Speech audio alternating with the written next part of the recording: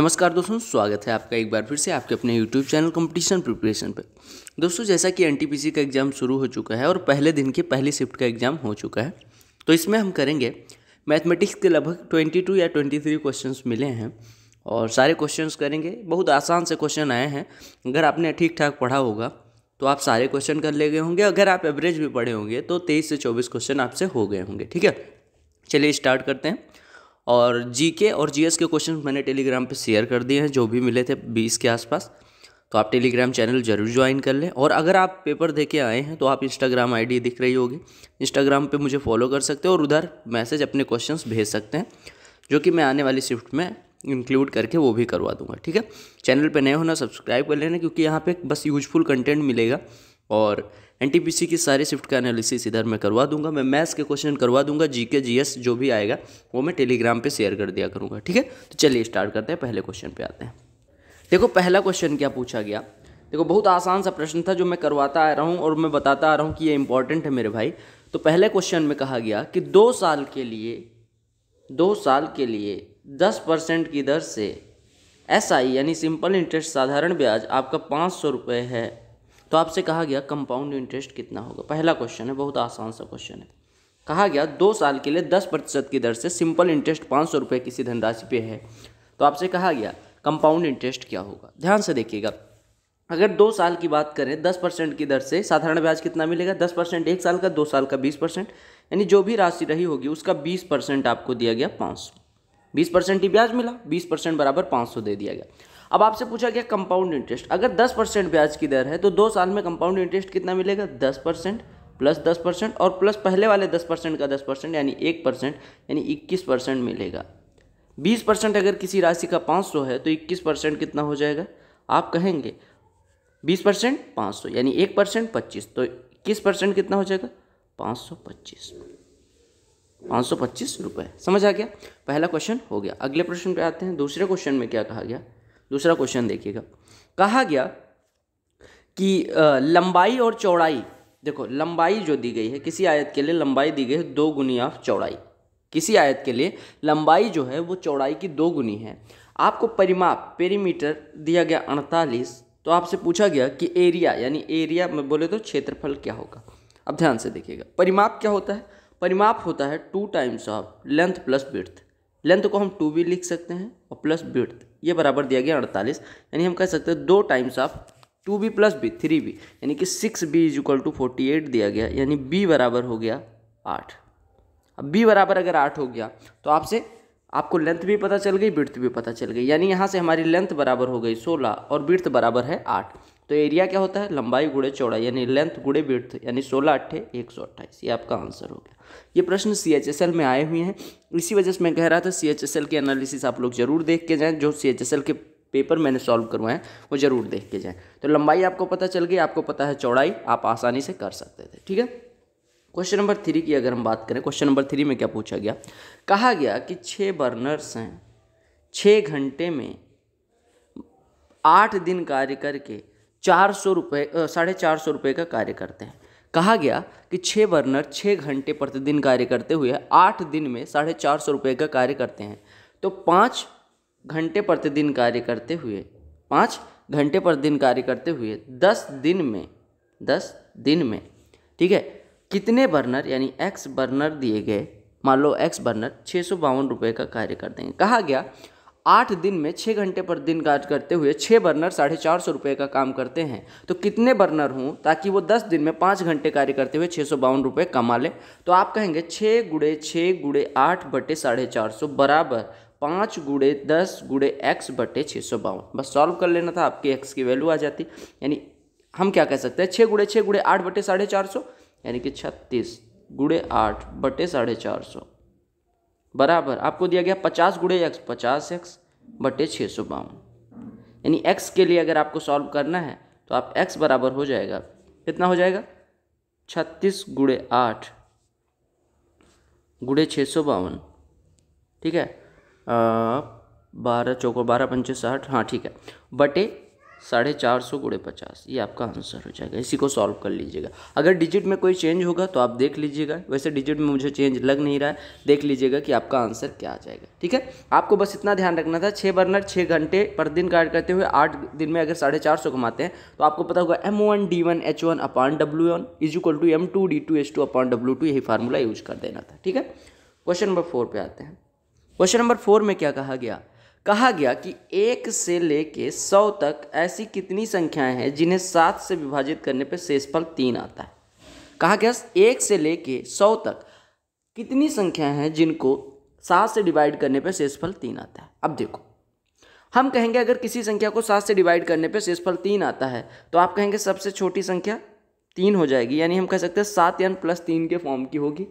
कोई संख्या अगर 7 से डिवाइड करने पे 3 से शेषफल छोड़ती है 7n + 3 के फॉर्म की होगी। अब n बराबर 0 से रखना शुरू करो। n बराबर 0, 1, 2, 3, 4, 5, 6, 7, 8, 9, 10, 11, 12, 13 और 14 रखोगे तो 14 7 98 3 101 हो जाएगा, जो कि 100 से बड़ी हो जाएगी। यानी कितनी संख्याएं आप n की कितनी वैल्यू रख सकते हो ताकि 7n + 3 100 से ज़्यादा ना हो, 3 से कम ना हो। तो आप कहेंगे n बराबर 0 से लेकर 13 तक रखेंगे, यानी n बराबर 14 हो जाएगा। यानी कितनी संख्याएं ऐसी पॉसिबल हैं? 14। आपको क्या करना है, 7n + 3 वो संख्या हो जाएगी। 7n + 3 में n की क्या वैल्यू रखें ताकि ये संख्या 1 से छोटी ना हो और 100 से बड़ी ना हो। तो n बराबर 0 से लेकर 13 तक रख सकते हैं, यानी कि 14 संख्याएं, 0 1 हो गया और 13 इधर, 14 संख्याएं ऐसी होंगी 1 से लेकर 100 तक जिनको 7 से डिवाइड करने पे शेषफल कितना देंगे? 3 देंगे। समझ आ गया? अगले प्रश्न पे आते हैं, क्वेश्चन नंबर 5। क्वेश्चन नंबर 5 में क्या कहा गया कि कहा गया कि 60 जो है वो 240 का कुछ परसेंट है। ठीक है, 60 240 का मान लो 40%, 40% ही हो, मतलब 60 नहीं, ऐसे क्या कहा गया? रुक जाओ, प्रश्न पूरा पढ़ लो। हाँ, कहा गया 240 का 40% प्राप्त करने के लिए 60 में क्या जोड़ा जाना चाहिए। आपसे कहा गया 240 का 40% प्राप्त करने के लिए। अब 240 का 40% कितना हो जाएगा? 240 का 10% होता है 24, तो 40% कितना हो जाएगा? 24 चौको 96, यानी 60 को 96 बढ़ाने के लिए कितना जोड़ा जाना चाहिए? तो आप कहेंगे 36, तो आपका आंसर हो गया 36। ठीक है, यह था क्वेश्चन नंबर 5। क्वेश्चन नंबर 6 अगर देखें तो मैं तभी कह रहा था बहुत इजी क्वेश्चन आए हैं। कहा गया कि जो कॉस्ट प्राइस है यानी क्रय मूल्य किसी वस्तु का मतलब अंकित मूल्य का 75% है। क्रय मूल्य जो है वो अंकित मूल्य का 75% है, 75% है। अब कहा गया कि अगर हम मार्केट प्राइस पे 10% का डिस्काउंट दे दें, 10% का डिस्काउंट दे दें तो प्रॉफिट परसेंटेज कितना हो। देखो, अगर ऐसा दिया जाए कि सीपी मार्केट प्राइस का 75% है तो आप ऐसा लिख लेना कि 100 सीपी बराबर मार्केट प्राइस, या ऐसे कह सकते हैं कि मार्केट प्राइस अगर 100 हो तो आप कहेंगे मार्केट प्राइस 100 हो गया तो कॉस्ट प्राइस कितना हो जाएगा? इसका 75%, यानी कॉस्ट प्राइस हो गया 75। अब 100 पे 10 कितने परसेंट की डिस्काउंट दिया गया है? यहाँ पे 15% का दिया, डिस्काउंट 15% का दिया गया। ठीक है, कहा गया कॉस्ट प्राइस मार्केट प्राइस का 75% है, यानी अगर हम मार्केट प्राइस 100 मानेंगे तो कॉस्ट प्राइस कितना हो गया? 75 हो गया। अब कहा गया मार्केट प्राइस पे 15% का डिस्काउंट दिया जाता है, यानी कि 100 क्रय अंकित मूल्य था, 15% का डिस्काउंट देंगे, यानी 85 में कोई वस्तु बिकेगी, 75 की वस्तु 85 में बिकेगी तो 10 रुपये का फायदा होगा, और प्रतिशत में निकालने जाएंगे तो फायदा बटे क्रय मूल्य गुणे 100 कर देंगे। 25 तिया 75, 25 चौको 100, यानी 40/3, यानी 13 सही 1/3% का फायदा होगा परसेंटेज में। ठीक है, क्वेश्चन नंबर 7 पे आते हैं। क्वेश्चन नंबर 7 में क्या कहा गया? कहा गया कि 2 cot 75 अपॉन tan 15, इसकी वैल्यू क्या होगी? इस तरह से कुछ दिया गया था। ट्रिगो के वैसे 3 क्वेश्चन आए थे। अब देखो, आपको पता होगा कि cot a बराबर tan भी होता है, cot a बराबर tan भी, या tan a बराबर cot भी होता है अगर a और b का योग 90 अंश हो। यहाँ पे देखिए 75 15 90, तो यानी tan a बराबर cot भी, यानी tan 15 बराबर cot 75, ये दोनों कट के वैल्यू हो जाएगी। तो समझ आ गया? अगले प्रश्न पे आते हैं, क्वेश्चन नंबर 8 पे। क्वेश्चन नंबर 8 में क्या कहा गया? कहा गया कि किसी बेलन के लिए वक्र पृष्ठ क्षेत्रफल दिया गया, यानी 2πRh आपको दिया गया। मान लो 2πRh आपको दे दिया गया, मान लेते हैं ये दे दिया गया 880। ठीक है, ये हमें पता नहीं है कितना दिया गया, लेकिन दिया गया था। ठीक है, और आपको दिया गया, किसकी वैल्यू दी गई? हाइट दी गई 14, हाइट दी गई 14। तो आपसे कहा गया इसका वॉल्यूम क्या होगा? अब यहाँ पे वैल्यू रख दो, यानी 2 × 22/7 × 14 × r बराबर आपको दिया गया 880, यानी 7 दूनी 14, 22 चौको 88, यानी रेडियस आ जाएगी 10। अब रेडियस 10 आ गई तो वॉल्यूम क्या होता है पाई आर स्क्वायर एच, सिलेंडर के लिए यानी वेलन के लिए, यानी ये हो जाएगा 22/7 गुणे 14 का स्क्वायर यानी कि, अच्छा नहीं 10 का स्क्वायर यानी कि 100 और गुणे एच 14, तो 7 दूनी 14, 22 दूना 44 के बाद डुअल 0, यही आपका आयतन हो जाएगा। समझ आ गया? क्वेश्चन नंबर 8 समझ आ गया। क्वेश्चन नंबर 9 पे आते हैं। अच्छा, इसी टाइप के प्रश्न आपके आने वाली शिफ्ट में भी पूछे जाएंगे, तो बिल्कुल डरना नहीं है। कहा गया x + y = 12, x + y = 12, y + z = 15, y + z = 15, z + x = 18, z + x = 18, x + y + z की वैल्यू पूछी गई। ये प्रश्न ऐसे भेजा गया, आप पता नहीं इस तरह से पूछा गया। अगर ऐसे पूछा जाएगा x + y + z की वैल्यू, तो आप तीनों को जोड़ के 2 से डिवाइड कर देंगे, यानी 12, 15, 27 और 18, 45/2 22.5 हो जाएगा। और अगर ऐसा कुछ दिया गया होगा कि x y कोई कार्य 12 दिन में करते हैं, y z 15, z + x 18, तो तीनों मिलके कितने दिन में करेंगे, तो 12, 15, 18 का एलसीएम ले लेंगे, कितना हो जाएगा 180, यानी कि x + y 12 दिन में 180 यानी एक दिन में 15, y + z 15 दिन में 180 यानी एक दिन में 12, z + x 18 दिन में 180 यानी एक दिन में 10। अगर हम तीनों का कार्य निकालना चाहें तो तीनों को जोड़ेंगे, यानी 2 times of x + y + z बराबर मिल जाएगा 37, यानी कि x + y + z बराबर मिल जाएगा 74, 37/2, यानी कि 37/2 ही लिख लो, यानी x y z मिलकर 37/2 कार्य करते हैं। 180 करने में कितना समय लगेगा, 180/37/2 यानी 180 × 2/37 यानी 360/37, यानी कि हम कह सकते हैं 9 सही कितना, 9 सही 27/37, यही आपका दिन लगने वाला है। ठीक है, क्वेश्चन नंबर 10 पे आते हैं। क्वेश्चन नंबर 10 में क्या कहा गया, कहा गया किसी वस्तु, अच्छा पहले एक और प्रश्न दिया गया, कहा गया कि cot θ = 3/5 दिया गया, cot θ = 3/5 दिया गया, तो आपसे पूछा गया कि tan θ क्या होगा। अब ये tan θ पूछा गया था, tan θ + sec θ कुछ भी पूछा गया। अब अगर cot θ 3/5 दिया गया है तो आपको सीधे पता चल जाना चाहिए। देखो ये कोण अगर थीटा है और cot θ 3/5 दिया गया, यानी ये 3 है, ये 4, हाँ चलो ठीक है, ये 5 हो गया, तो ये कितना हो जाएगा आपका √में 25, 9, 34। ठीक है, अब आप देखिए tan θ अगर पूछा जाएगा तो 5/3 हो गया, और अगर sec θ पूछा जाएगा तो कितना हो जाएगा √34/3, यानी आपका इसकी वैल्यू हो जाएगी 5 + √34/3, यही आपका आंसर हो जाएगा। क्वेश्चन नंबर 11 देखिएगा, ट्रिगो से ये भी था, कहा गया sin A = 4/5, तो आपसे कहा गया 1 + tan A / 1 + cot A की वैल्यू क्या होगी। देखो बेसिकली ये वैल्यू जो आपसे पूछी गई थी ये tan A की पूछी गई थी, क्यों, क्योंकि 1 + tan A / 1 + cot A को अगर हम 1 / tan A लिख लें तो ये आपका हो जाएगा 1 + tan A / tan A × 1, tan A + 1 यानी 1 + tan A लिखा हुआ है /tan A,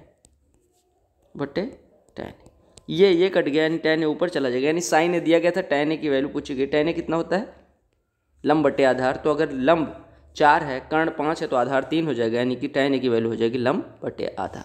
ठीक है, क्वेश्चन नंबर 12 पे आते हैं। क्वेश्चन नंबर 12 में क्या कहा गया, कहा गया किसी वस्तु का कॉस्ट प्राइस 1500 रुपये है, सेलिंग प्राइस उसी वस्तु का यानी विक्रय मूल्य 2000 रुपये है, तो प्रॉफिट परसेंटेज कितना हो जाएगा। 1500 रुपये में खरीदी गई, 500 रुपये फायदे के साथ 2000 में बेच दी गई, यानी प्रॉफिट कितने का हुआ 500 का, कितने पे 1500 पे, यानी कितने हिस्से का, 5 × 5, 5 × 15, यानी 1/3, यानी 33 सही 1/3% का फायदा हुआ। समझ आ गया। अगले प्रश्न पे आते हैं, क्वेश्चन नंबर 13। तो बहुत आसान से प्रश्न पूछे गए, ऐसा कुछ भी नहीं है कि जो आपसे हो ना।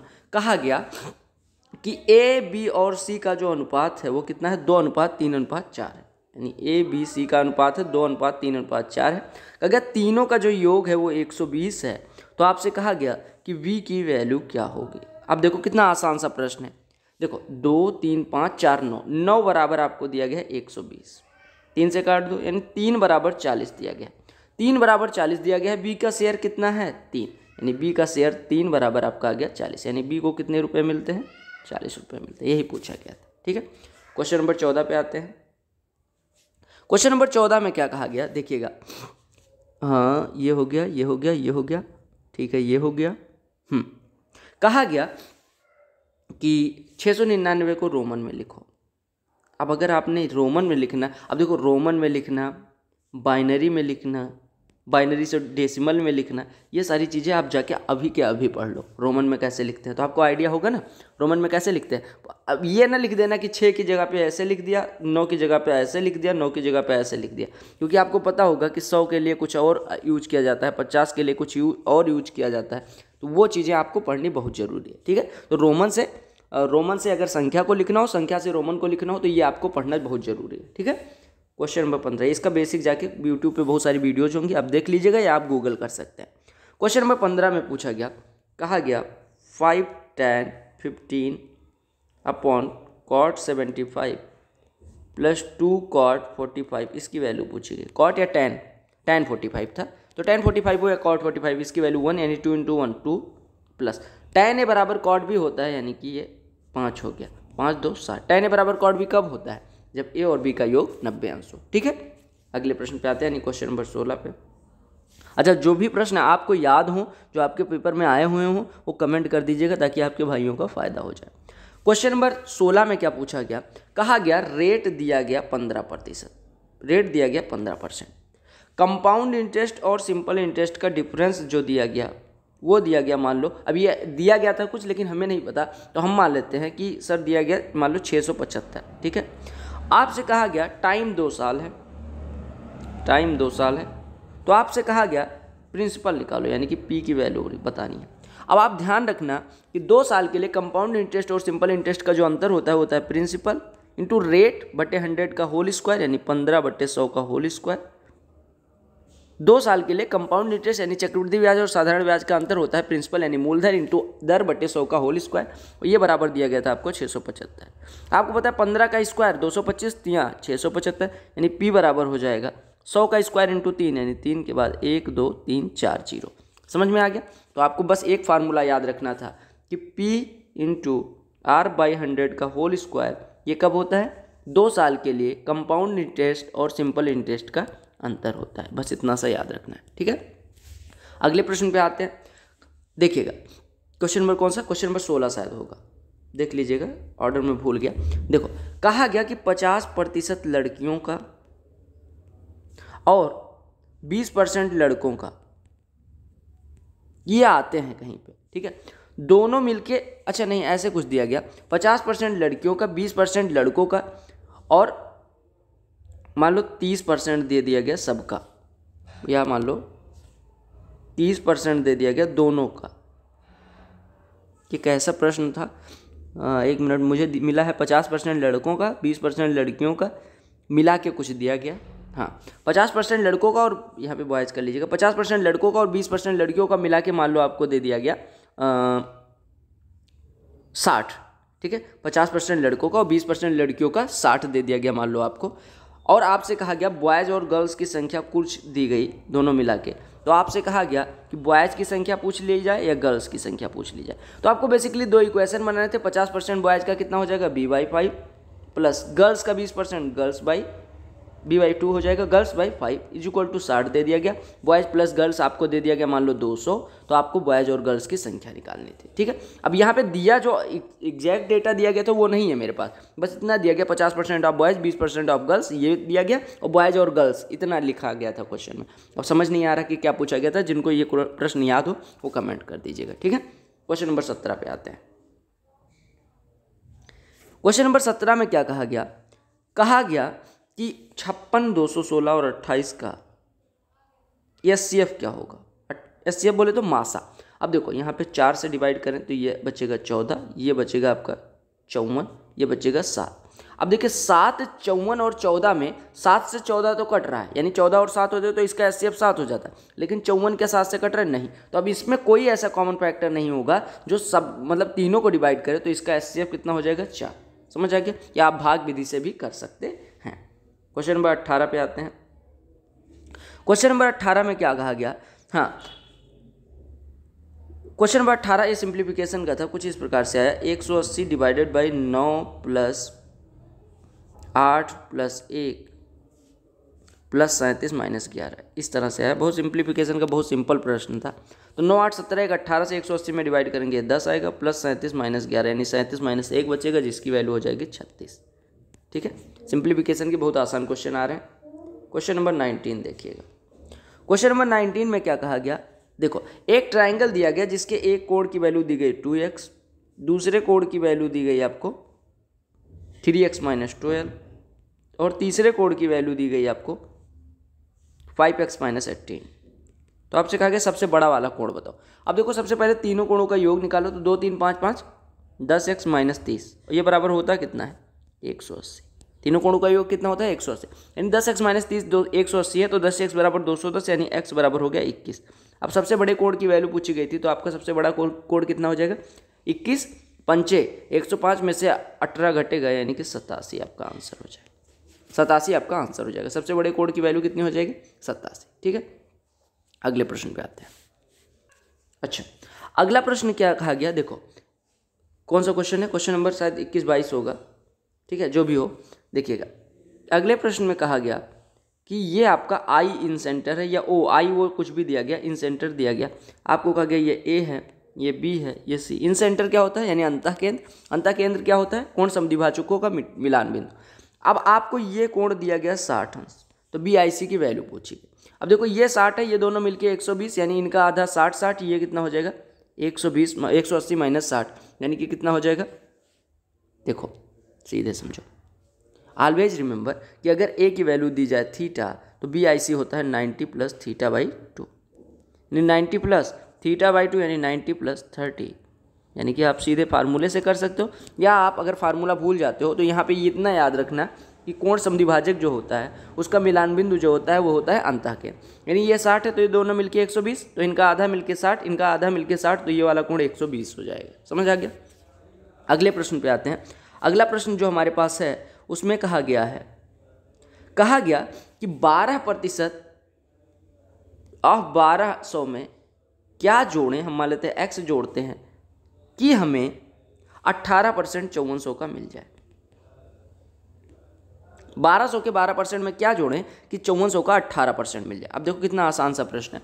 देखो 12% ऑफ 1200 यानी कि 144 प्लस x बराबर 18% ऑफ 54, 18 को 72, 18 × 95 यानी 972 लाना है, यानी x बराबर हो जाएगा 972 - 144 यानी कि 828।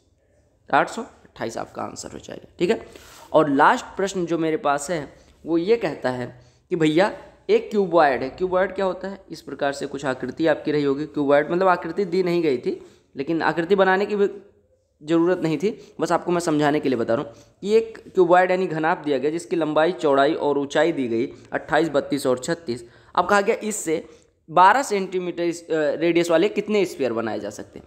आप एक चीज़ बताइए, अगर एक आकृति को पिघला के दूसरी आकृति बनाई जाती है तो क्या कांस्टेंट रहता है, वॉल्यूम। तो वॉल्यूम क्या हो जाएगा घनाभ के लिए, लंबाई गुणे चौड़ाई गुणे ऊंचाई, यही होता है इनका वॉल्यूम। ये हो गया 28 × 32 × 36। और अगर मैं बात करूं गोले के लिए, तो गोले का वॉल्यूम कितना हो जाएगा 4/3 पाई 22/7 गुणे r³ r की वैल्यू दी गई है, कितना दिया गया है 12, तो 12 का क्यूब कितना हो जाएगा 12 × 12 × 12 लिख लो। ठीक है, अब देखो 12 से इसको काटोगे 12 × 3 = 36। ठीक है, 3 से ये कटेगा 3 × 4 = 12, 4 से ये कटेगा 4 × 7 = 28, 4 से ये कटेगा 4 × 8 = 32, यानी आपका हो कितना जाएगा, यानी कि मान लो n ऐसे गोले बनाए जा सकते थे, तो n गोलों का आयतन इतना हो जाएगा, यानी n बराबर हो जाएगा 3 × 7 × 7 × 8/22, यानी कि आपका कितना हो जाएगा लगभग 3 × 7 = 21, लगभग कट जाएगा 7 × 8 = 56, यानी कि 50 से ऊपर गोले बनेंगे। आप ऐसे गुणा कर लीजिएगा। देखो क्या करना है, हमने कहा कि 28 × 32 × 36 घनाभ का वॉल्यूम है, एक गोले का वॉल्यूम हो गया 4/3 पाई r³। हम मान लेते हैं n गोले बनते हैं, तो n गोलों का आयतन इसके बराबर होगा, यानी n की जो भी वैल्यू होगी वो कितनी हो जाएगी 7 × 8 × 3 × 7/22। अब आप 3 × 7 = 21, 7 147 × 8 करिए, जो कि कितना हो जाएगा 1176 हो जाएगा मेरे हिसाब से 1176। अब इसको 22 से डिवाइड कर दीजिएगा, जो पूर्णांक आएगा यानी जो भागफल आएगा, यानी 22 × 5 = 110, 22 × 3 यानी कि 53 गोले बन सकते हैं सेब से, और कुछ मटेरियल बच जाएगा। आपसे पूछा गया कितने गोले बनाए जा सकते हैं, तो जो पूर्णांक में आएगा यानी 53 पॉइंट समथिंग आएगा इसका आंसर। तो जो इंटीजर आएगा यानी कि 53 पॉइंट समथिंग, तो जो इंटीजर है 53, उतने गोले बनाए जा सकते हैं। समझ आ गया, तो कितने कंप्लीट गोले बनाए जा सकते हैं 53। समझ आ गया। तो आपको क्या करना है, ये वॉल्यूम दोनों का इक्वल कर देना है, आपको n इधर लगा देना है। हमसे पूछे गए कितने गोले बनाए गए तो आप कहेंगे n गोले अगर बनाए जाते हैं, n की वैल्यू पूछी गई थी। ठीक है, तो ये थे 22-23 क्वेश्चंस। आई होप आपको सारे क्वेश्चन समझ में आ गए होंगे। बहुत आसान से क्वेश्चंस थे। वीडियो को लाइक शेयर करना ना भूलें, और टेलीग्राम से अगर नहीं जुड़े तो भैया फटाक से जाकर जुड़ जाओ। उधर मैं क्वेश्चंस वगैरह शेयर करता रहता हूँ, PDF कोई भी होते उधर ही शेयर करता हूँ, और इंस्टाग्राम पे भी मुझे फॉलो कर सकते हैं, ID आपको दिख रही होगी। Bye bye, love you all.